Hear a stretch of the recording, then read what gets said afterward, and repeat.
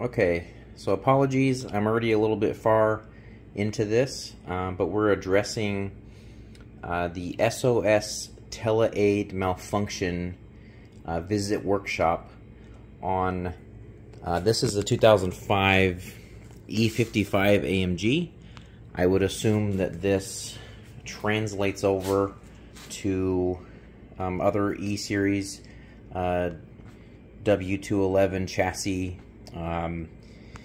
So basically where we're at is, I'm going to show you how to find this, but this guy, excuse me, this guy right here, there's the part number, the 210 number, that's your part number.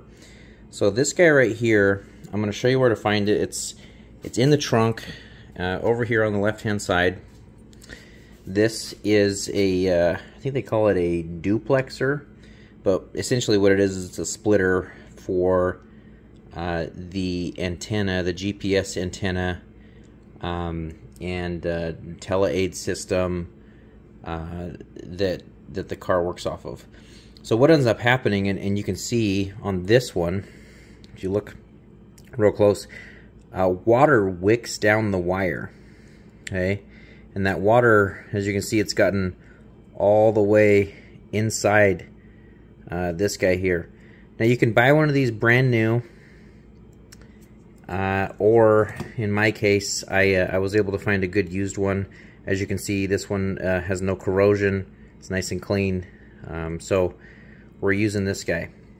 Now this used one that I got, it didn't have these little pop tabs, so I had to get them off of the old one. They're pretty tricky to get off. It's a little bit of a tapered stud there. So what I did was I just grabbed my pocket knife and I went right along the edge and just kind of worked it up. So, but yeah, that corrosion is what's causing that malfunction. So the correct way to do this would probably be to replace this and the antenna. I'm not that ambitious. This is my personal vehicle, so we are instead going to just run a used one. I'm going to clean out the corrosion, put some dielectric grease on it, hopefully buy myself some time on that water wicking problem. Eventually we'll probably have to replace the antenna and the wire. So in the meantime, to get this out, basically you're going to pull your trunk that just lifts out the trunk floor, and then from there, this trim piece here has some little clips. There's 1, 2, 3, I think. Let me double check that. I think that there's 3 on each side. So 3 on each side. They look like this. They're very easy. You just pop out the middle. It'll probably come out in 2 pieces most of the time. So you pop out the middle, and then you can pop out the bottom. That whole piece just lifts out. There's 2 little clips right here in the corners. You just pull out, and they'll pop out. As far as this side goes, there is 1 pop clip here and another one up here. You're gonna just pop this trim right here out of the carpet and push it back, and then you can pull the carpet towards you. You don't have to completely remove it. If you do need to completely remove it for something, excuse the mess here, I need a vacuum. There's some Torx, there's 2 Torx head screws there, and then you should be able to pull this whole thing out. In my case, you don't need to do that, and for what we're doing, you don't need to do that. So you can pull back and locate it right here. Alright, see if we can get up there. You see those 2 little holes? So that's where this guy sits. So he sits right here, like that. You've got 1 wire coming in the top. This is the one that is our culprit here. As you can see the corrosion kind of around it. So I'm going to do my best to clean that. I'm going to use some electrical contact cleaner to clean that out. If yours is real bad, you might want to very, very carefully try to clean it out with like a little pick. So there's 1 on the top and 2 on the bottom. In my case, I have The one that goes to the black here on mine was marked with some red tape to help me remember. If not, if yours isn't like that, I'd probably recommend marking one of the two with some tape so you know which one it went to, because it looks like they are positive, negative, likely. I'm not sure if that's true or if it matters, but just to be safe. So it's basically just hidden right here in the side. You're gonna pull this carpet down, look right up here past the spring, and you'll see it. These two little clips right there, let it focus, will pop in up there. I got my new one all set up, my new used one all set up, and no corrosion on it. You can see the difference there. So we'll put this all in, we'll get it cleaned up, put some dielectric grease right on the top, right in here, to hopefully buy us some time, prevent water wicking. In the meantime, just be careful. I'm just going to be careful, you know, when you wash it or keeping it out of the rain, etc. As you can see, it rained on my car, unfortunately. So every time this issue for me, it started with every time it rained or every time I washed the car, I'd get the notification just for a day or two, and then it became permanent after a while, and I've just been dealing with it. So finally getting around to fixing it. But oh, and when you're pulling this back trim out, there's two light plugs, but they're pretty self-explanatory. You just squeeze them and they slide out. So we're gonna get this new one put in. Oh, I was gonna show you these little connectors are a pain in the butt. So in mine, because it was so corroded, this one was pretty tough.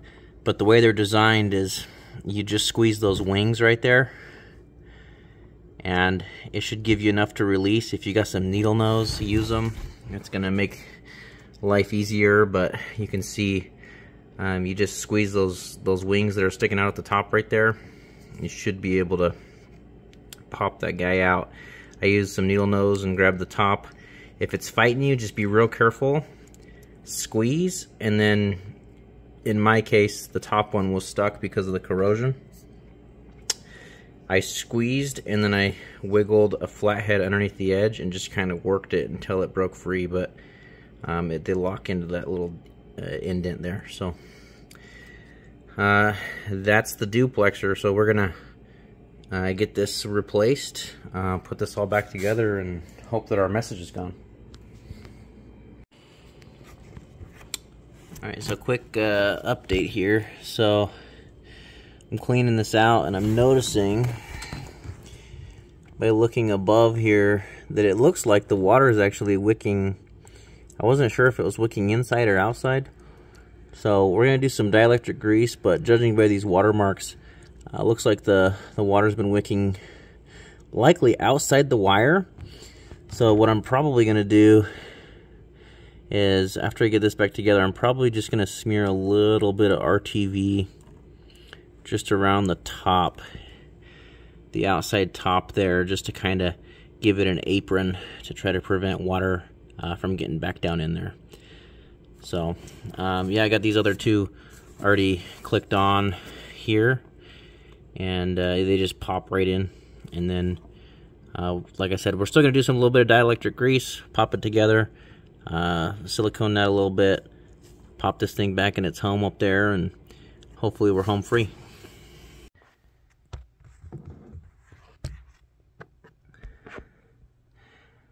Alright, there's our new one all installed. That's where it's located. I'll zoom out so you can see. But basically you're just going to pull this back and to get to it. So yep, she's all installed. We're going to go test it. We'll go do key on, and we'll see if we've got an SOS malfunction. And then we'll button this all back up. Alright, so we're just putting this trim back together. So just kind of wanted to walk you through this. So this guy, it's kind of a sandwich. It's got a back on it like this, so you kind of have to just work it in all the way back around the hard carpet here. and it will clip in, and then when you put it against the wall, you're going to have your one clip there, one clip up there to put back, and then this trim piece falls back in place. There's just those two clips in the corners. You have to make sure you line up and push in, plug your lights back in. And then these square clips, I was just going to show you how they work, since I didn't get to when we took it apart, but essentially they just go in, well, I'll do a two-piece. Essentially easier to put them in two pieces, so you're just going to have your first piece,